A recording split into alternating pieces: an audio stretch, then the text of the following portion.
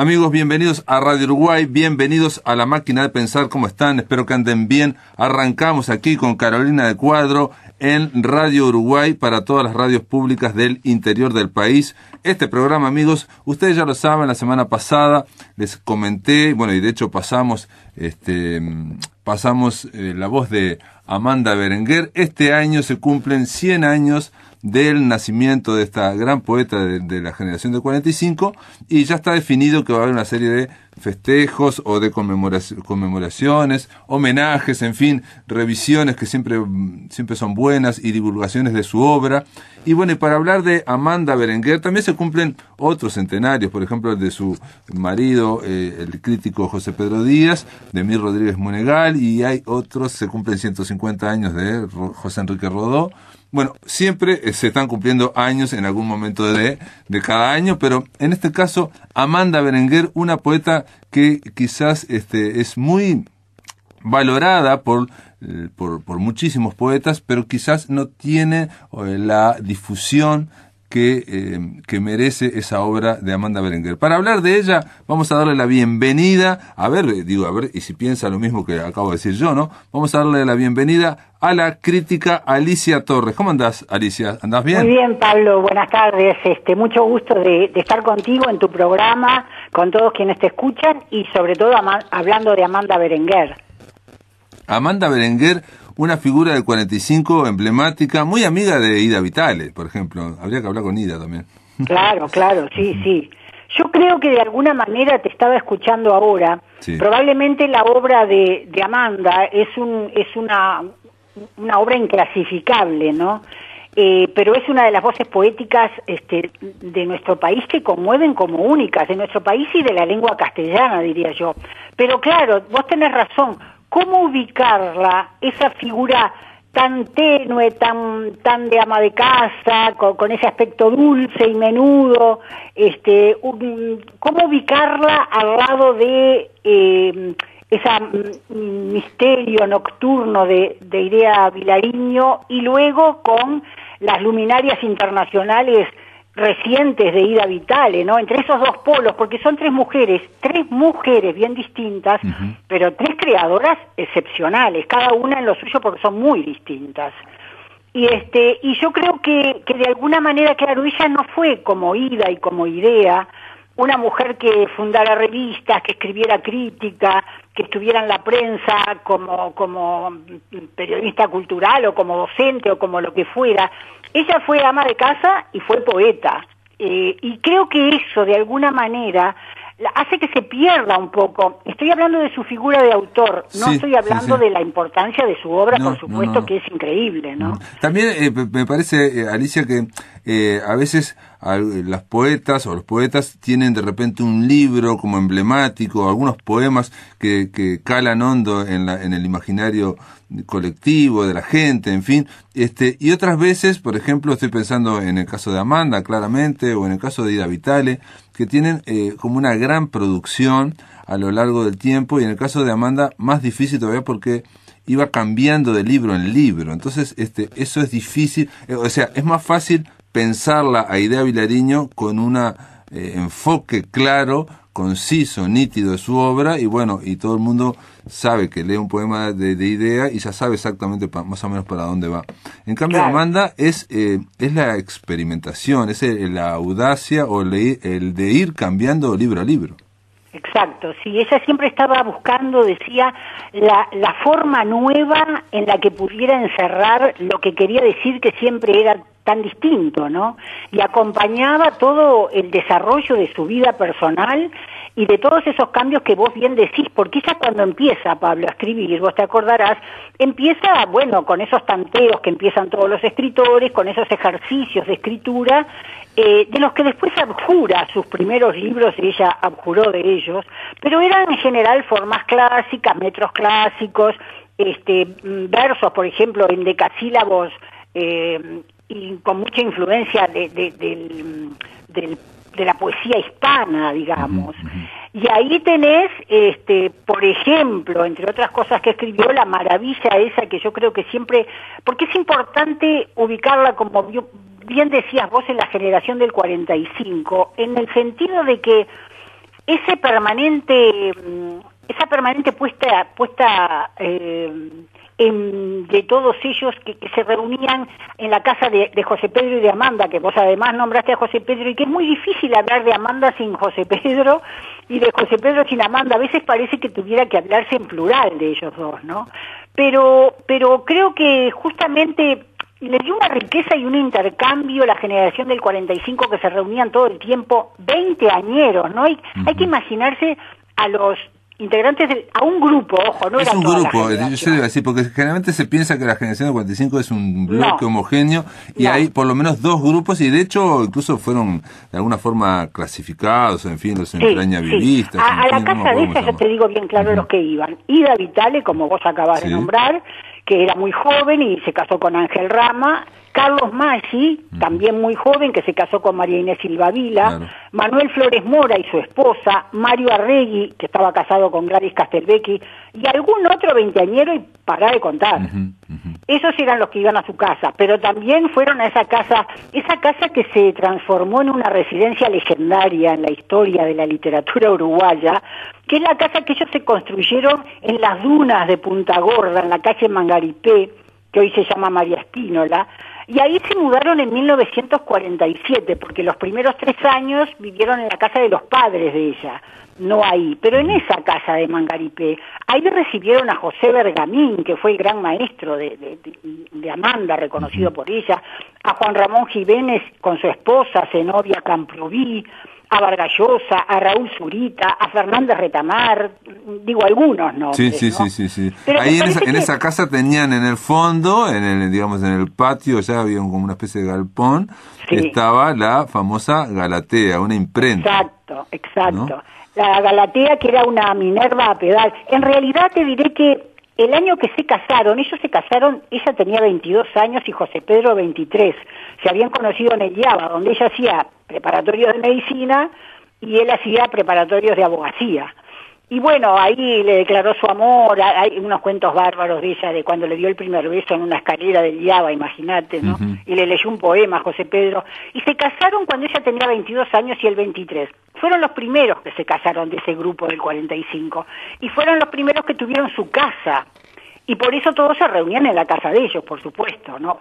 Pero lo que vos decías es verdad. El año que se casaron, en el 44, se les ocurrió comprarse esa impresora Minerva a pedal, que se llamó la Galatea. Si alguien quiere verla, está en la Biblioteca Nacional. Exactamente, porque Álvaro Díaz Berenguer, su único hijo, que es médico, donó todo el archivo de José Pedro y de Amanda, y el archivo incluía la famosa impresora Minerva. La imprenta, y aparte de un detalle, él donó toda la biblioteca. Te cuento es una anécdota muy chiquita, muy chiquita, pero bueno, ya que estamos acá en la máquina de pensar, fue la donación y hubo que ir a llevar todos los libros, y nos pidieron a través de la Casa de los Escritores. Entonces fui yo y fue Mercedes Rosende, estaba antes Echeverri, Silvia Carrera, había otra gente, estaba Alfredo Alzugarat también, todos fuimos, obviamente era Carlos Liscano en ese momento el director de la Biblioteca Nacional, y te cuento una cosa que siempre la cuento porque me parece increíble, es que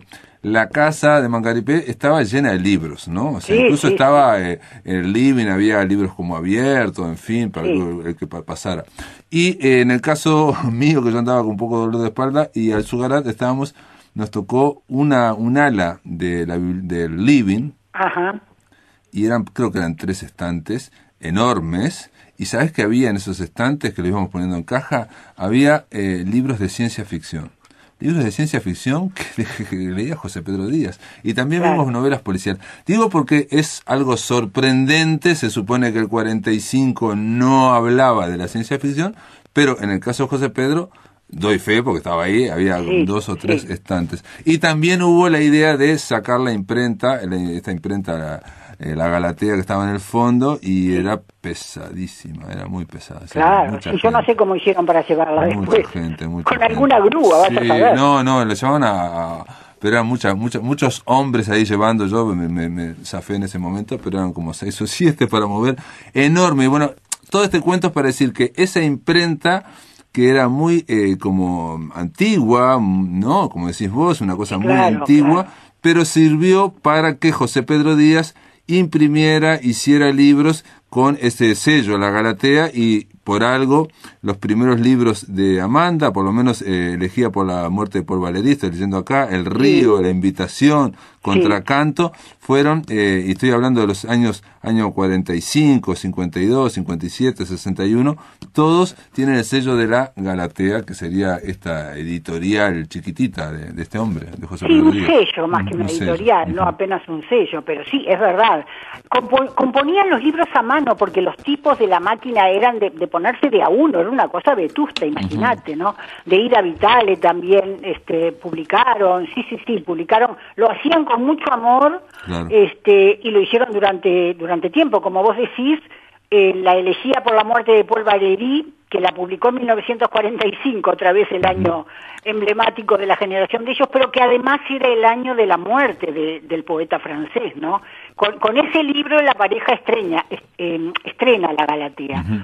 Pero creo que de todas maneras, recién será en el 52, ella ya había publicado otros libros antes, aparte de Paul Valéry. En el 52, cuando publica El río, creo que ese es el salto hacia el camino de la madurez lírica, de las obras mayores de Amanda, ¿no? Y ese poema, El río, tiene aquel famoso pasaje conmovedor, que tiene a los muchachos, como ellos se decían los muchachos entre ellos, este grupo que te acabo de nombrar, que se reunía en la casa de ella, de la emergente generación del 45, todavía no tenían idea que iban a ser la generación de nada. Claro. Y un pasaje del río que Amanda después llamó Viaje, porque tiene varias secciones ese largo poema, tiene a los muchachos como protagonistas, y es terrible porque es la visión de un futuro, fíjate, eran veinteañeros, repito, y en el poema es la visión de un futuro donde todos están muertos ya. Y siempre contaba Amanda que eso les produjo una emoción tan intensa que todos terminaron con lágrimas en los ojos, porque es bellísimo, es con un verso, como te decía recién, unos endecasílabos hispanizantes, pero aquello que empieza, ¿dónde estará tu gesto, Manuel Flores, el altivo gesto, no sé cuánto? También tú, Ángel Rama, estarás ciego. ¿Dónde estarán tus vagos ojos, María Inés? Y seguirás más y hundiendo tu ternura, Ida Vitale, ¿qué será de tu piel, Mario Rey, bla, bla, bla? Y a todos los va diciendo que bueno, que en un tiempo más no van a estar para escucharnos y todos van a estar con las entrañas deshechas en la sombra. Es terrible el poema, es terrible, pero es tan conmovedor. Yo estos días empecé a releer a Amanda y te juro que releí esto y se me pone la piel de gallina por lo que pienso lo que sería para ellos. Imagínate los veinteañeros que se estaban llevando el mundo por delante y que pensaban que para adelante todo les iba a ir bien, y que Amanda se les descolgara con esto, ¿no? Bueno, pero ahí está también el existencialismo que un poco atravesó la generación del 45, y también creo yo, digo, escuchándote, ¿no? Es esa idea de que alguien joven, bueno, viste que hablas de la muerte como sabes que te vas a morir, pero no lo crees realmente. No, pero si vos lees el poema te das cuenta que era... De alguna manera yo creo que para Amanda era muy importante el tema del tiempo, y el poema está todo escrito bajo la metáfora de heracliteana del tiempo, ¿te acordás? Que el tiempo pasa y pasa y pasa, y la muerte llega, son temas que a ella la seducen mucho. Sí, ¿no? Sí, que nadie se puede bañar dos veces en el mismo río, y bueno, de alguna forma el río ese es el tiempo que nos lleva a la muerte. Claro. Pero después, bueno, hay muchas otras cosas, porque ellos tienen la grandísima suerte que durante 2 años se van a recorrer Europa, en el 50 y el 51. Y recorren Europa en un auto, y entonces ahí, claro, hay un aprendizaje de parte de Amanda y de José Pedro también, porque entre ellos hay que pensar una cosa, debió ser súper importante el intercambio, aparte del amor de la pareja, el intercambio intelectual permanente. José Pedro era escritor, era ensayista, fue un gran docente, dio clases en el IPA, dio clases en Humanidades, lo destituyeron de los 2 lugares, del IPA y de Humanidades, en la dictadura, porque la pareja eran 2 personas muy comprometidas políticamente. Ella tiene un libro que escribió, que publicó en el 85, a la salida, al comienzo de la democracia, la recuperación de la democracia, que se llama Los signos sobre la mesa, que inclusive tuvo un premio en la Universidad de la República, y lo que hace justamente es va como descubriendo las claves del dolor y de la tortura y de los desaparecidos. O sea, no se privó de ese otro tipo de literatura tampoco, por lo mismo que vos decías, que hay de todo en su literatura. Hay de todo. Porque además, una parte muy importante, el corpus de ella tiene como más de 20 libros, yo qué sé, y cada uno, como vos decías, va exhibiendo una preocupación diferente por encontrar la forma que se ajuste mejor a lo que quiere decir, ¿no? Claro. Y ahí llega, en la década del 70, justamente, en épocas de terrorismo de Estado, la experimentación, ¿no? Toda su etapa de mayor experimentación, donde sonora y gráfica, porque tenía que experimentar con el lenguaje desde otras opciones, porque no podía decirse cualquier cosa en esa época. Y ella le dio mucha importancia a la puesta en voz de sus poemas y a grabar esa práctica, y en el 73 sacó un disco que se llama Dicciones, con versiones de distintos poemas y todo lo demás. Y después también... Sí, lo pasamos acá en la máquina de pensar, y en el 98 le agregó en un cassette, le agregó a ese disco, lo sacó de nuevo, pero con La Estranguladora, en el año 98. Pero con La Estranguladora, que es del 98, hay un trabajo con la voz más tradicional. En Dicciones, en el disco, era mucho más, experimentaba con la voz, ella hacía como una modulación, a ella le gustaba cantar además, hacía como una modulación extraña que distorsionaba la voz y la acercaba al canto y cambiaba los ritmos y los sonidos buscaba resonancias diferentes, era increíble escucharla, ¿no? Y Composición de Lugar no es el libro de poemas, corregime, si capaz me estoy equivocando, aquel libro que va relatando el mismo en la misma, digamos, playa, pero en distintas horas del día y a distintos Claro, momentos. porque ellos tenían una casa en Playa Verde, frente a la playa, ¿no? Entonces lo que ella hace, creo que todavía Álvaro, su hijo, tiene esa casa, y creo que ahí está el barco de José Pedro, que le encantaba navegar, creo que todavía está allí. Pero esa carga grande de vanguardia y de experimentalismo que tiene ella después de aquellas etapas, esta es otra etapa, en ese libro Composición de Lugar, que es del 76, lo que hace justamente es mirar desde la casa de Playa Verde a determinada hora y en días subsiguientes de febrero, empieza en febrero, en pleno verano, las puestas de sol. O sea, lo que mira es unos minutos antes de ponerse el sol y unos minutos después de ponerse el sol sobre el Río de la Plata. Sí, como si fueran, digamos, también aquellos pintores impresionistas que van pintando la misma catedral a lo largo de todo el año, y va variando obviamente por las luces, por todo. Claro, pero acá la puesta de sol cada una es de un día distinto, entonces cada una es irrepetible. Pero de alguna manera ella cumplía los ciclos míticos del eterno retorno, porque otra vez está el tema del tiempo, del tránsito fugaz, viste que de repente el sol va lento y de repente desapareció, ¿no? Sí. Entonces lo que hace ella también acá es una cosa muy curiosa este libro. En primer lugar, lo que hace es escribir un poema. Son 3 series distintas. Escribe un poema con el lenguaje, no diré tradicional, pero bueno, un poema como cualquiera conoce. Sí, un poema de en una segunda serie, ese mismo poema experimenta con él y se apropia de los valores gráficos de las palabras, del espacio en blanco, como que lo deconstruye, lo rearma, las palabras caen, suben, bajan, juegan.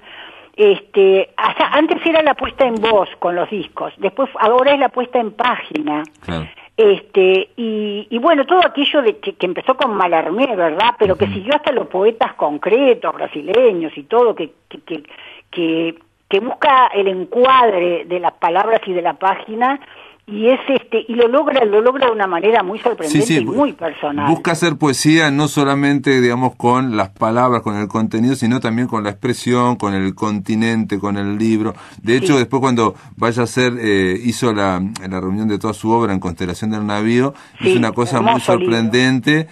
Que es, le pidió a los editores editar la obra, pero con el mismo tipo de letra y con las mismas tapas de cada uno de los libros, como si pegaran todos los libros y los juntaran. Alicia Torres, te voy a pedir que hagas, vamos a hacer una pausa. ¿Cómo no? Y después de la pausa, amigos, continuamos aquí en La Máquina de Pensar. Estamos conversando con la crítica literaria Alicia Torres en torno a la poesía y a la vida y a la obra de Amanda Berenguer.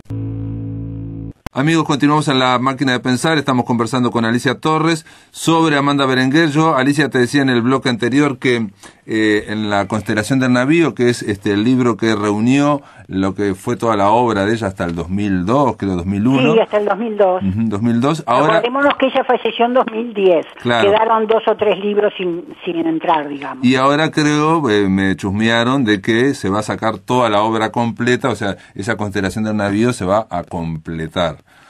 Lo cual no, es yo escuché otra cosa, pero ojalá tengas razón. Bueno, ojalá tengas razón yo. No, yo lo escuché y vi algo, pero bueno, estas cosas son esas cuestiones editoriales. Pero claro. Continuemos hablando de la obra.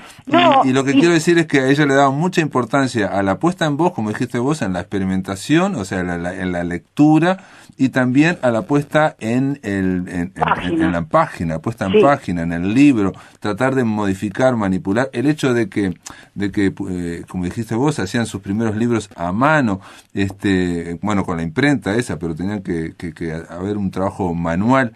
Sí. Y el hecho también de ella, la vez que yo estuve con Amanda, yo estuve un par de veces nada más, me habló, por ejemplo, ahora estoy acordándome de composición del lugar, y ella me dijo que quería sacar fotografías poéticas. Ahora me acordé de cada día de cómo se ponía el sol, ¿no? Cómo salía, cómo se ponía el sol cada día.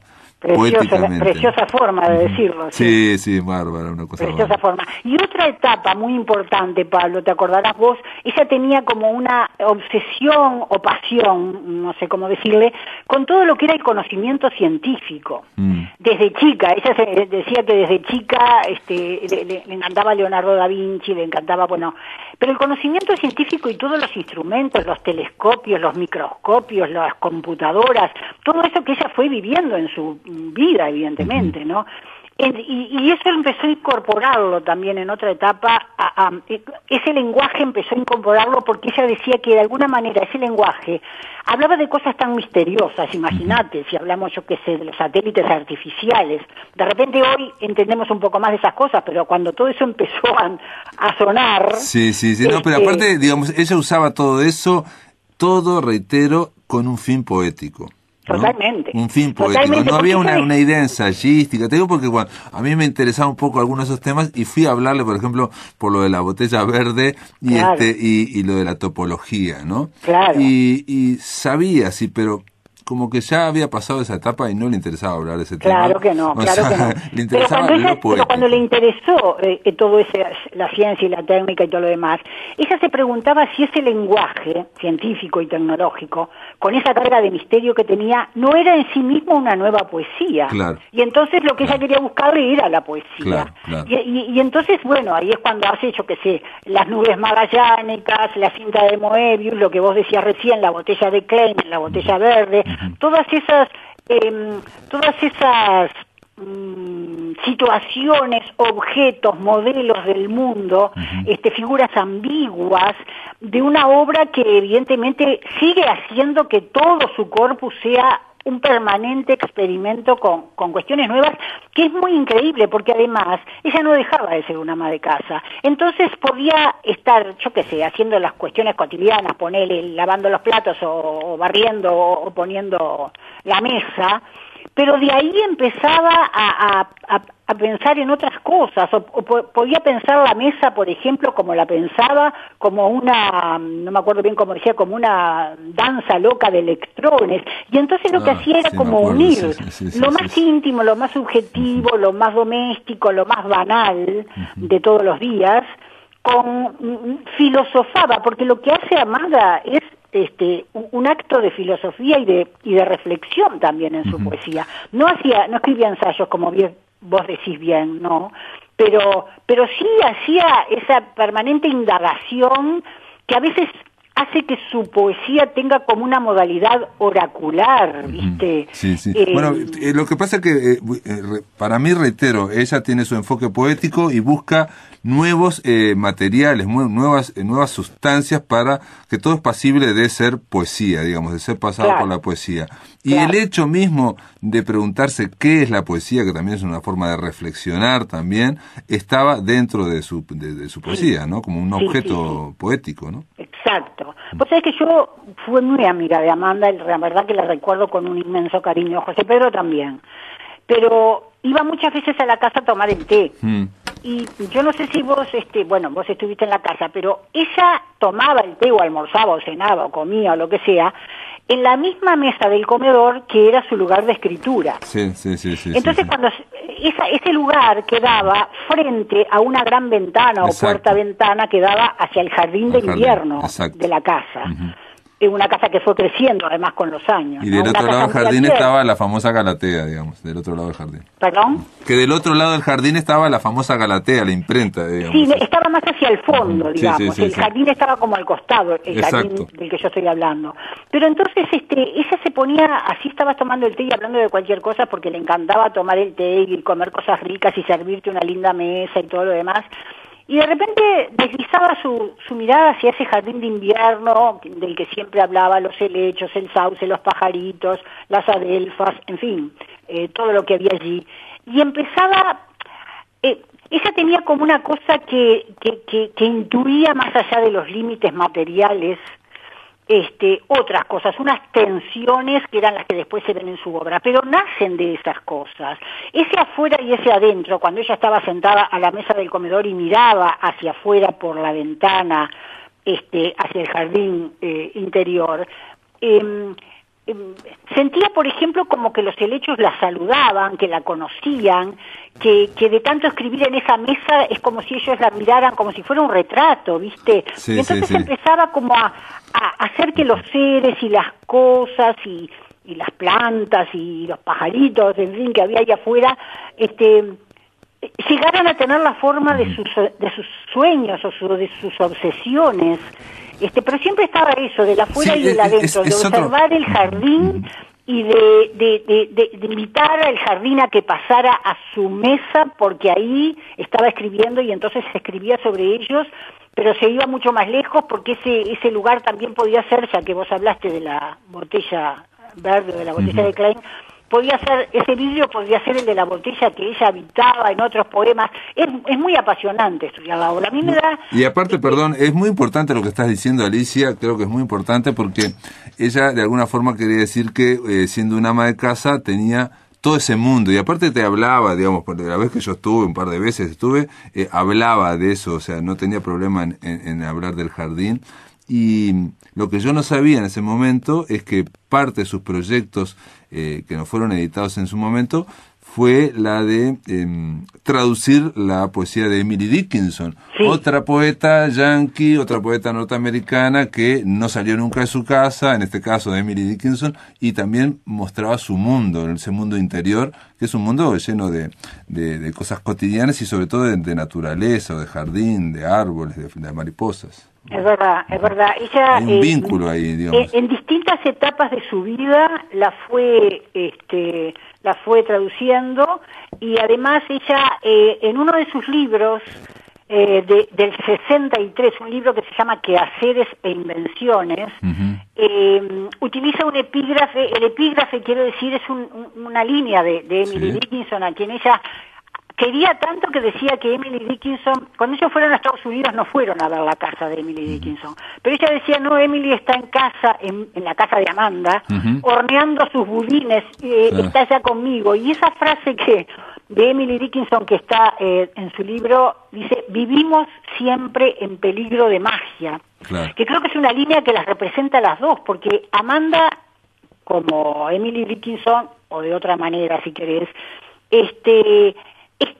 era una vivía como en un estado de maravilla, de perplejidad, de permanente observación, de permanente sorpresa ante el mundo, y por eso vivía también como un estado de maravilla. Yo creo que ojalá todos los homenajes de este centenario que se cumple y que empiezan ahora impulsen la lectura de esa obra, ¿verdad? Porque en nuestro país es casi como un secreto de iniciados, ¿viste? Bueno, es un secreto, digamos, dentro de lo que es la gente, digamos, de los poetas, de los lectores de poesía, pero Amanda Berenguer es una caja de muchas sorpresas, y habría que abrirla, esa caja, y verla. La Biblioteca Nacional publicó después esta traducción, es un proyecto que tenía ella de traducir a Emily Dickinson. No tradujo toda la obra, pero bueno, tradujo muchos poemas. Ignacio Baxter, un uruguayo uruguayo que ahora está estudiando en Estados Unidos, publicó en la Biblioteca Nacional creo que 50 poemas. ¿Y qué te iba a decir? Y vos que las conociste a los dos, digamos, el vínculo, la relación, te pregunto,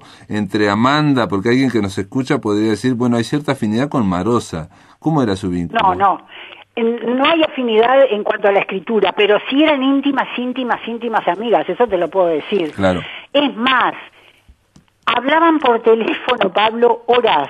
Claro. Pero horas, no estoy diciendo una metáfora, eran horas, porque las dos eran de hablar por teléfono muchísimo, y mira, yo el otro día estaba hablando con Nidia de Georgia, por otra cosa, con la hermana de Marosa, y me contaba lo buena que había sido Amanda con Marosa cuando a Marosa le robaron y tuvo un montón de problemas y cómo la ayudó. Era muy solidaria. Ella y José Pedro, los dos eran muy solidarios, eran muy buenos amigos. Yo digo que puede haber afinidad en el sentido que estás hablando vos, de que el tema de animar el jardín, de hablar con el jardín, digamos, con cierto... Pero las estrategias que utilizan para todo eso y los caminos que siguen son absolutamente distintos, totalmente de acuerdo, Apuestos, sí. Me refiero a que esa idea de ver algo más allá, en fin, seguramente Idea Vilariña no comulgaba para nada con esa idea, y en cambio ellas dos sí podían hablar de esas eso es otra cosas cosa, inefables, o que no se ven a simple vista. En ese sentido lo decía, que podía haber cierta afinidad, que claramente con Idea, por ejemplo, no me parece que lo hubiera. También ella sacó un libro que me lo regaló ese día que estuve. Bueno, yo fui un par de veces. Esta anécdota es muy chiquitita, pero me sorprendió. Yo le comenté que había editado mi segundo libro de cuentos, algo así, pero se lo comenté, atención, como al pasar, íbamos a grabar. Era la época de Sopa de Letras, y se enojó ella, y dice, pero ¿por qué no lo trajiste? ¿Y por qué no lo traes? O sea, yo te doy los míos y vos no traes. Y yo quedé sorprendido, muy anonadado, digo así. Claro.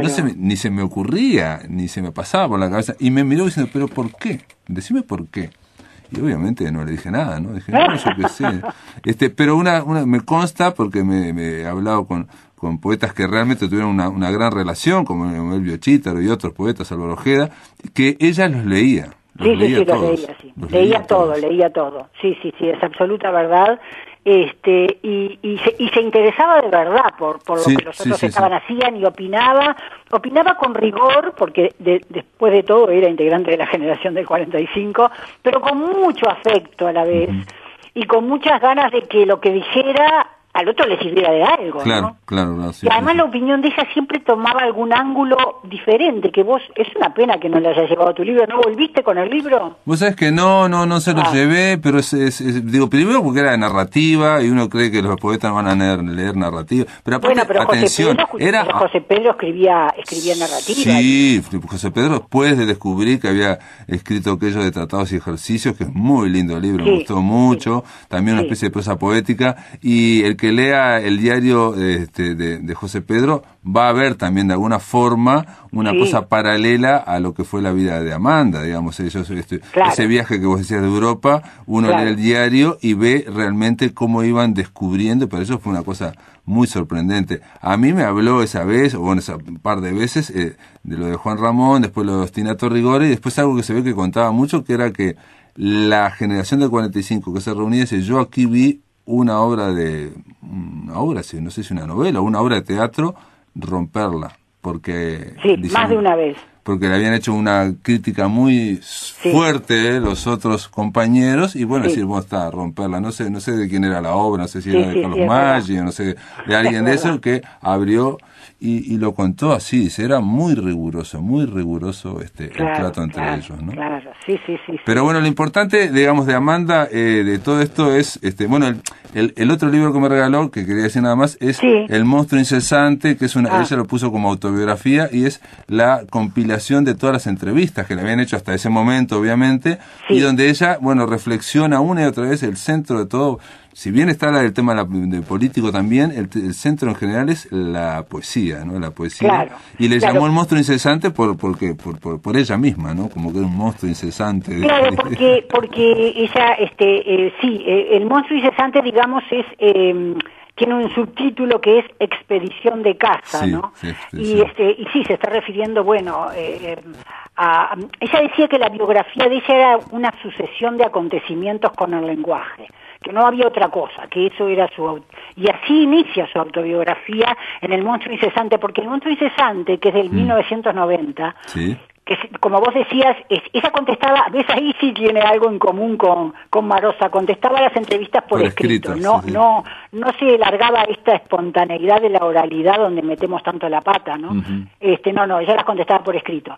Pero lo que hacen esas entrevistas es que se va asomando a diferentes momentos de su vida mediante pasajes de su obra, y eso lo hace muy interesante.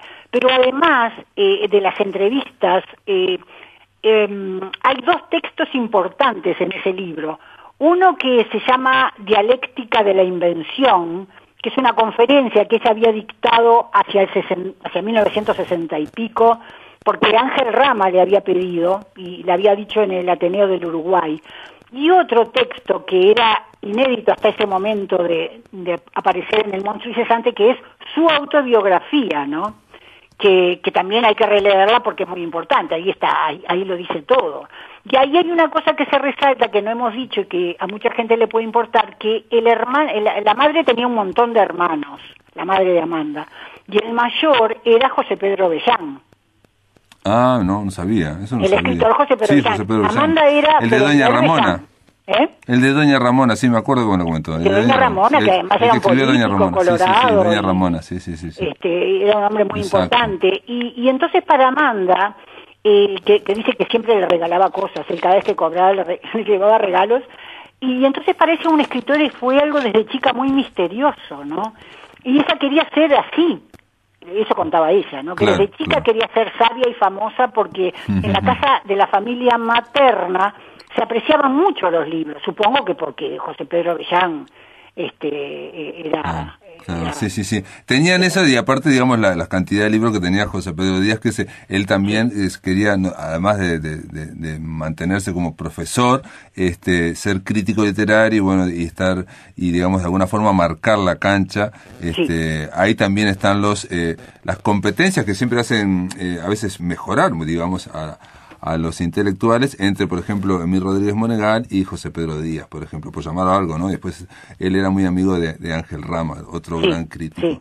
Pero bueno, Amanda Berenguer está planteado, por suerte durante este año vamos a estar pasando aquí en La Máquina de Pensar, ya pasamos La Estranguladora, pasamos Dicciones, y vamos a estar conversando de Amanda durante todo el año, así que, bien, gracias Alicia por alguna forma a ayudarnos a empezar a hablar de esta poeta, que, y reitero, merece sobre todo el mejor de los homenajes es leerla, ¿no? Por supuesto. Y recordar que además el día del cumpleaños es el 24 de junio, el día de San Juan. O sea que además tiene como ese plus de nacer en un día mágico. Y el día que se murió Carlos Gardel, ¿qué te parece? Sí, también. Y le encantaba Gardel a ella. Le gustaba. Eso que le encantaba. Sí. Bueno, te mando un abrazo grande, Alicia. Gracias por estar en La Máquina de Pensar. No, gracias a vos, Pablo. Un abrazo.